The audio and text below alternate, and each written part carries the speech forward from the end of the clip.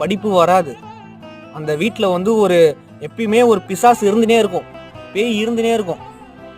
புரியுதுங்களா? எப்பயுமே ஒரு அசுத்தம் இருந்துனே இருக்கும், ஒரு டிப்ரெஷன் இருந்துனே இருக்கும், ஒரு அமைதி இருக்காது, நிம்மதி இருக்காது. இது நல்லா புரிஞ்சுங்க. அர்த்தம் வந்து நல்லா இருக்கானா அதை பார்த்து சந்தோஷப்படுங்க. புரியுதுங்களா? மனசார சந்தோஷப்படுங்க. அவன் நல்லா இருந்தா நான் நல்லா இருப்பேன். புரியுதுங்களா சொல்றது? தானா உங்களுக்கு வளர்ச்சி வரும், தானா பொருளாதாரம் வரும். இங்க சுத்தமாயிடுச்சுன்னா, இங்க வந்து உங்களுக்கு வந்து பணக்காரன்ற அந்த ஃபீல் வந்துருச்சுன்னா ஆட்டோமேட்டிக்கா பொருளாதாரம் வந்துடும்.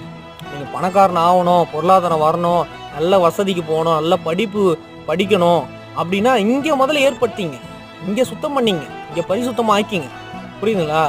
அகம் நல்லா சுத்தம் ஆயிடுச்சு அப்படின்னா எல்லாமே ஆட்டோமேட்டிக்கா வந்துடும்.